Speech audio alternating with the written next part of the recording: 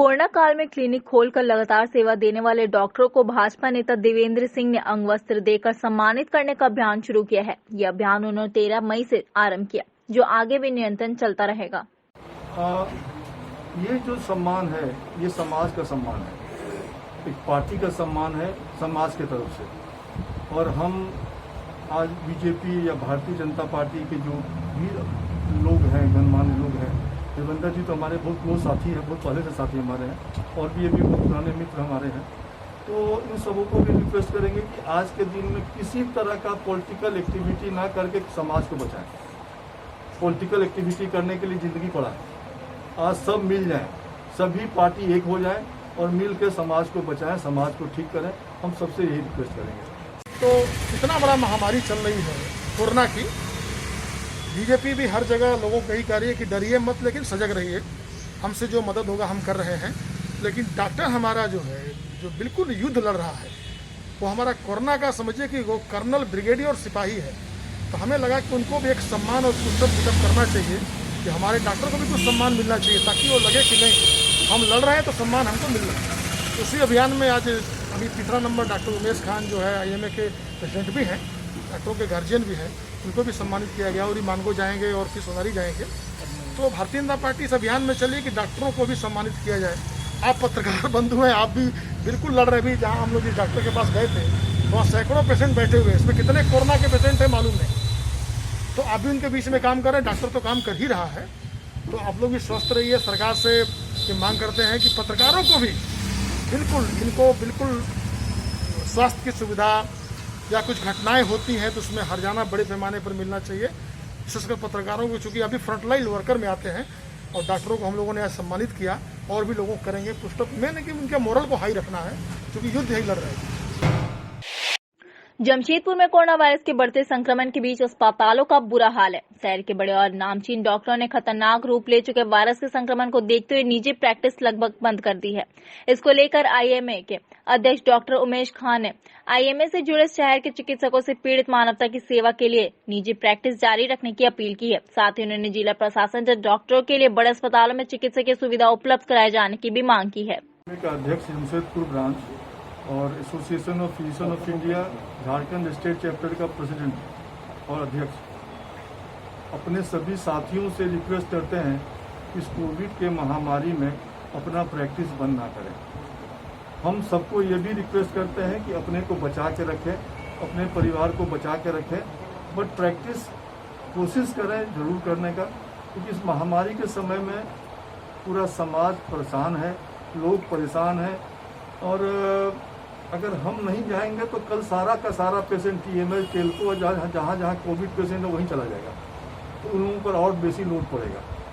और हम एडमिनिस्ट्रेशन से भी रिक्वेस्ट करते हैं कि एक बहुत इंपॉर्टेंट रिक्वेस्ट एडमिनिस्ट्रेशन से आप लोग के तरफ से हम कर रहे हैं कि डॉक्टर्स अगर बीमार पड़ते हैं, कोई भी डॉक्टर, तो किसी अच्छी अस्पताल में, जैसे टाटा मोटर है, TMH है, यहाँ पर उनको एडमिशन के लिए फैसिलिटी दिया जाए। क्योंकि लोग डर रहे हैं इसी बात को लेकर कि अगर बीमार पड़ेंगे तो भर्ती कहाँ होंगे। उन लोगों की मजबूरी है, हम समझ रहे हैं, मजबूरी है एडमिनिस्ट्रेशन का कि जगह नहीं मिल रहा है, फिर भी कोशिश भरसक किया जाए कि उन लोगों को एडमिशन हो जाए। हम लोग अपने तरफ से ऑक्सीजन का प्रबंध किए हैं, अपने डॉक्टर्स का अगर कोई जरूरत पड़ता है तो उनको ऑक्सीजन दे रहे हैं फ्री हम लोग। एंड और जो बन सकता है हम लोग कर रहे हैं, लेकिन एडमिनिस्ट्रेशन से भी रिक्वेस्ट करेंगे कि कृपया इस पर ध्यान दिया जाए।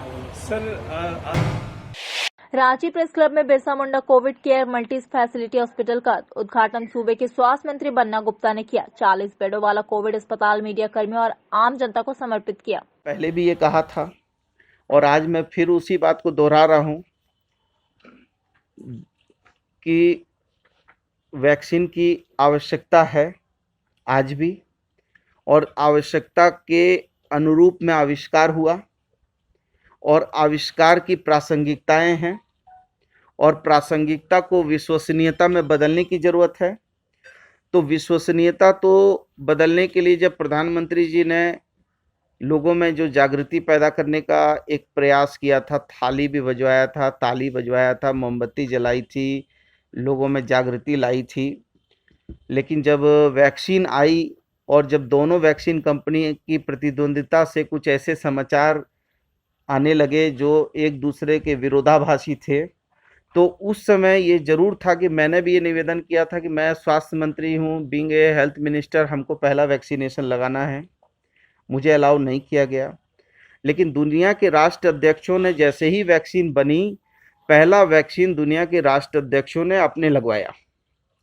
लेकिन जब ये वैक्सीन यदि प्रधानमंत्री जी पहला वैक्सीन यदि पहला डोज लगवाते, पहला डोज केंद्रीय स्वास्थ्य मंत्री लगवाते, हमारे जो है मैं लगवाता, तो लोगों में एक विश्वास पैदा होता, लोगों में एक अवेयरनेस आता। आज लोगों में भ्रम की स्थिति हो गई है, लोग भयभीत हो गए हैं। तो इसके लिए यदि कोई जिम्मेवार है तो ये केंद्र की सरकार जिम्मेवार है। और यदि झारखंड में जो आज कोरोना का ये महामारी फैला है, तो इसके लिए पूरी तरीके से बंगाल के 8 चरण के चुनाव जिम्मेवार हैं। और जो केंद्र की सरकार ने गलत तरीके से, चुनाव आयोग ने गलत निर्णय लिए थे। और चूंकि हमारा चिचड़ा का बॉर्डर से लेकर साहबगंज का बॉर्डर तक बंगाल से झारखंड सटा है, जहां 4 कदम आप उधर जाइए तो बंगाल आ जाता है, 4 कदम इधर आइए तो झारखंड आ जाता है।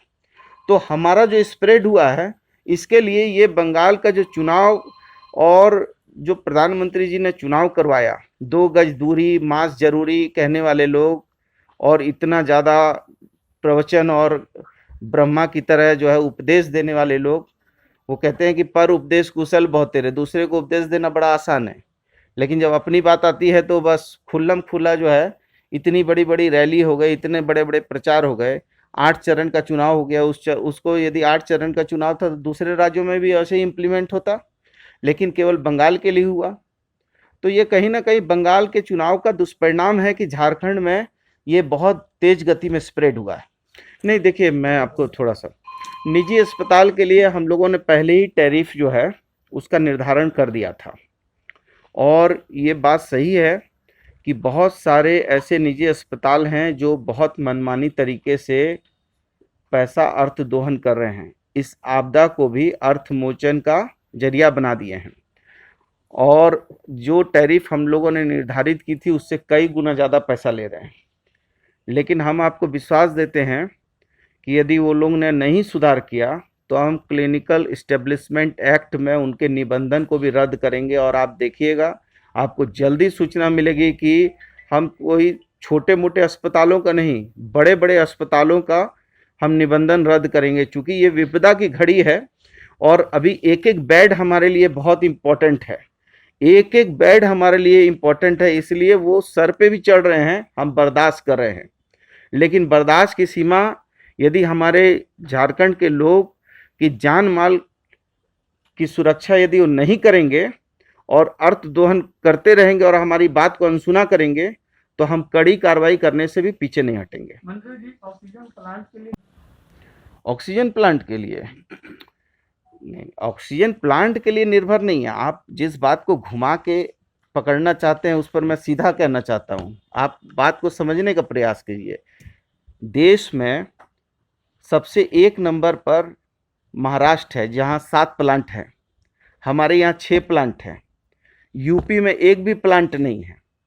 और यूपी देश का सबसे बड़ा राज्य है और हम यूपी को सप्लाई करते हैं 90 टन, दिल्ली को सप्लाई करते हैं 80 टन, हरियाणा को सप्लाई करते हैं 80 टन, और हमारा झारखंड में हमको सरप्लस है ऑक्सीजन। लेकिन हमको जहाँ जहाँ पर ले जाना है ऑक्सीजन को, पूरे राज्य में जिस तरीके से सर्कुलेट करना है, उसके लिए हमको प्रॉब्लम आ रहा है, उस व्यवस्था के लिए प्रॉब्लम आ रहा है। लेकिन केंद्र की सरकार ने साइलोज बनाने के लिए तो अपने दोस्तों को पूरी व्यवस्था सौंप दी थी, लेकिन ये नहीं सोचा कि फर्स्ट फेज के बाद जो है सेकंड फेज आएगा, तो सेकंड फेज में ऑक्सीजन मस्ट होगा, तो ऑक्सीजन के लिए प्लांट बनाना चाहिए। लेकिन ये केंद्र सरकार की दूरदर्शी नीति नहीं है। और आज यदि 1057 यदि आप प्लांट का निर्धारण कर रहे हैं, तो वो प्लांट का जो निर्धारण आप कर रहे हैं, तो उसमें क्या हमारे झारखंड की हिस्सेदारी नहीं होगी? झारखंड का हमारा सुदूर जो गांव है, जो सुदूर इलाका है, जहां पर हमको रिफिलिंग में प्रॉब्लम हो रही है, यदि वहां खुद जनरेशन होने लगे ऑक्सीजन, तो हमारे वहां के लोगों को लाभ नहीं होगा। ठीक है। कोरोना संक्रमण के बढ़ते दायरे की रोकथाम के लिए रांची डीसी छवि रंजन ने एक अहम बैठक बुलाई है। वीडियो कॉन्फ्रेंसिंग के जरिए हो रही इस बैठक में जिले के सभी ब्लॉक डेवलपमेंट ऑफिसर के साथ मुख्य और पंचायती राज संस्थाओं के प्रतिनिधि शामिल हुए। दरअसल संक्रमण का दायरा गांव में भी लगातार बढ़ रहा है। उसकी रोकथाम, समुचित इलाज और उपचार के लिए सभी प्रतिनिधियों के साथ संवाद किया जा रहा है। वहीं स्वास्थ्य सुरक्षा सप्ताह का कड़ाई से कैसे पालन और इस तमाम मुद्दों पर भी उपायुक्त ने सभी प्रतिनिधियों के साथ चर्चा की। अगर कोई है तो आप अपना नाम और अपना पदनाम के साथ आप बोलना शुरू कर सकते हैं।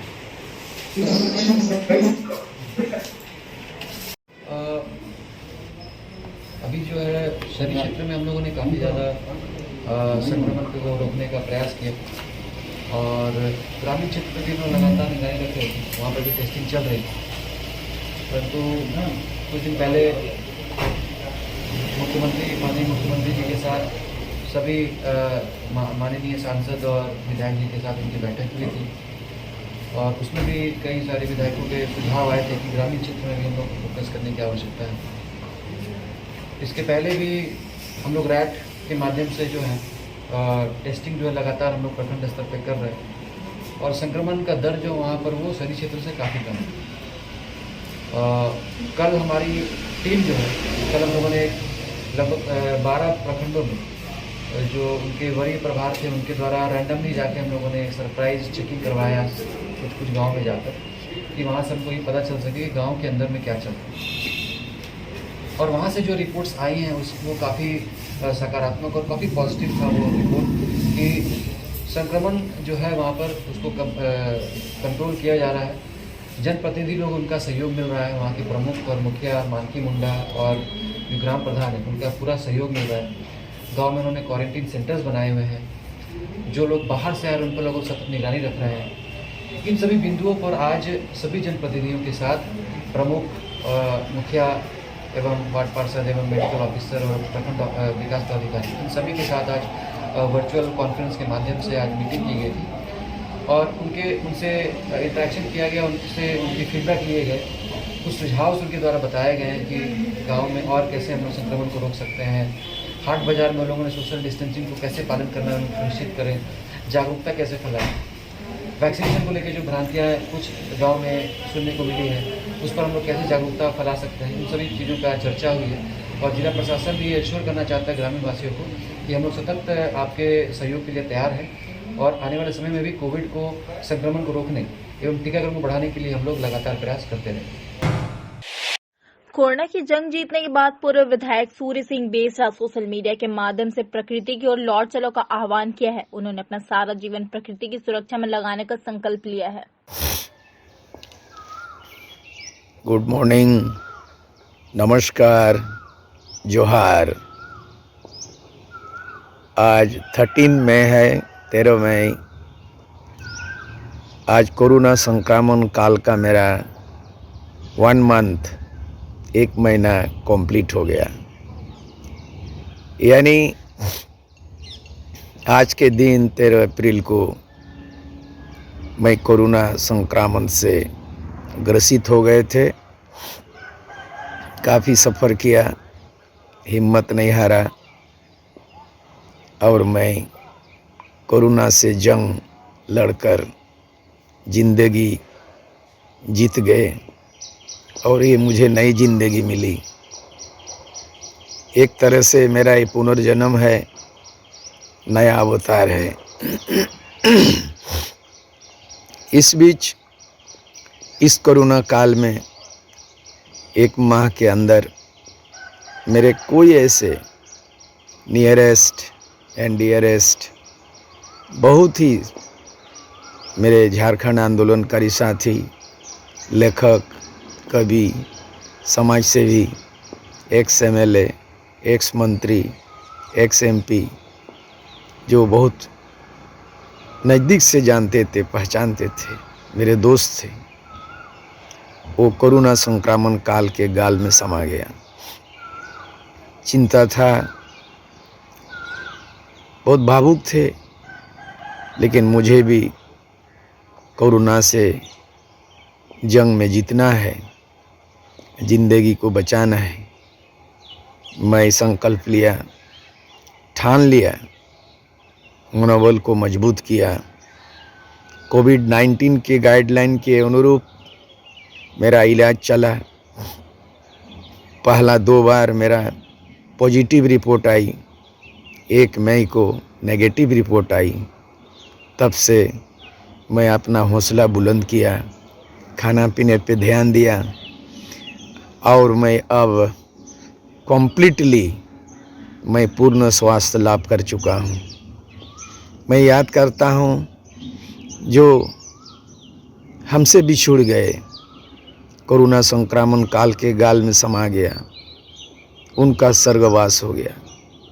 मैं उनको फिर श्रद्धांजलि अर्पित करता हूँ और मैं पुनः संकल्प लेता हूँ उनको श्रद्धांजलि देते हुए विश्व कवि रविन्द्रनाथ टैगोर के वो गीतांजलि का पंक्ति, एकला चलो रे यदि तोर डाक शुने केउ ना आसे रे तबे तुई एकला चलो रे।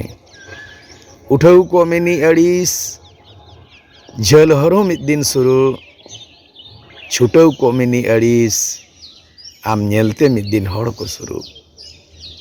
तेहें जे कमी में पचे गापाचम गुजुआ नौकाना कमी में आम दो तीसो बम गुजुआ। सजन रे झूठ मत बोलो, खुदा के पास जाना है, ना हाथी है ना घोड़ा है, पैदल ही वहाँ सबको जाना है। मैं काल के गाल से मैं वापस आया हूँ। मैं फील कर रहा हूँ, महसूस कर रहा हूँ। मैं पुनः अपने अधूरा काम को नए सिरे से इस नए अवतार के रूप में, नया पुनर्जन्म के रूप में मैं सारी जिंदगी बाकी समय को मैं अपने सन्यासी की तरह, एक आध्यात्मिक की तरह, एक प्रकृतिवादी की तरह, एक पर्यावरण बचाने के लिए संपूर्ण ये भूमंडल, संपूर्ण ये धरती, ये हरा भरा धरती और यहाँ जीव जंतु पशु पक्षी मानवता, मैं इसके लिए अपने बाकी ज़िंदगी को सुपुर्द कर दूंगा, समर्पित कर दूंगा और मानव सेवा में मैं लीन हो जाऊंगा। मेरी रचनाएं तीन दिन साहेब उन दिन साहेब, तीन दिन साहेब उन दिन साहेब, अर्थात जब तक मेरी सांस चलेगी तब तक मेरा साहित्य रचना का काम चालू रहेगा। मैं आज से 1 महीना कंप्लीट के बाद पूर्ण स्वास्थ्य लाभ किया हूँ, अच्छा फील कर रहा हूँ। मैं आज से लेखन का काम फिर शुरू करूँगा, कविताएं लिखूँगा, लेख लिखूँगा और कोरोना काल का जो घटनाक्रम है मैं उसको भी लिपिबद्ध करूँगा।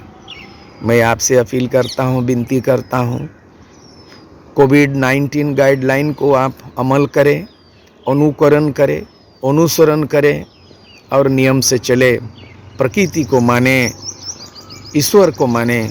भगवान सर्वत्र है, सबका मालिक। अलग अलग पंथ वाले, अलग अलग धर्म मानने वाले भले अलग अलग हैं, मंजिल हमारी एक है। भले ही हमारी राह अलग अलग है लेकिन मंजिल हमारी एक है।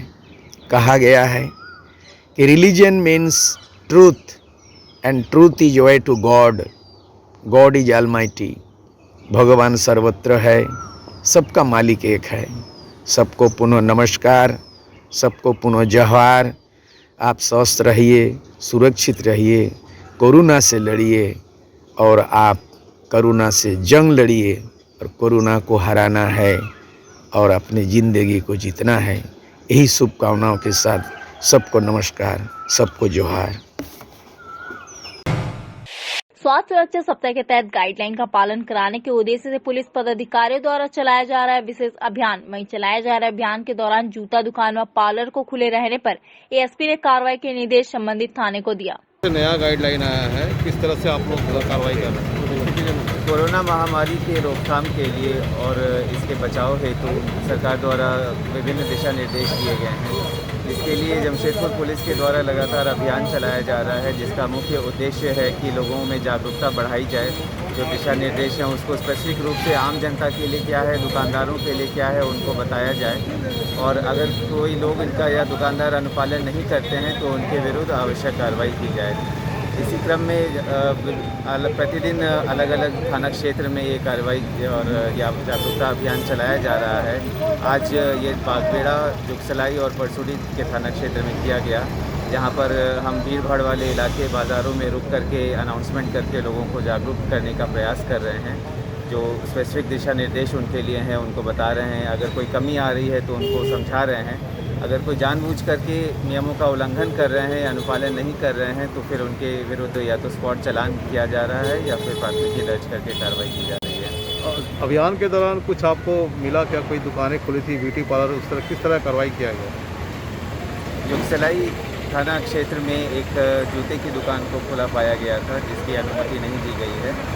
और परसुडी थाना क्षेत्र में एक ब्यूटी पार्लर को खुला पाया गया था। तो इन दोनों मामलों में संबंधित थाना के पदाधिकारी जांच कर रहे हैं और अगर ये और इसमें आवश्यक कार्रवाई की जाएगी। प्रावधान है। इसके अलावा प्राथमिकी भी दर्ज की जा रही है। कई मामलों में प्राथमिकी दर्ज की जा रही है क्योंकि ये मामले बेलेबल सेक्शंस में होते हैं तो इन्हें बेल दे दिया जाता है। और न्यायालय का भी यही अभी निर्देश है कि जहाँ तक पॉसिबल हो मामलों में अगर बेल दिया जा सके ताकि जेलों की ओवर क्राउडिंग नहीं हो, तो फिर लोगों को बेल दिया जाए। मगर इसे ही बहुत कड़ाई से अनुपालन किया जाएगा। इसके प्रावधानों को और लोगों तक समझाया जाएगा और अगर वो अनुपालन नहीं करते हैं तो इसको हम लोग इम्प्लीमेंट करेंगे।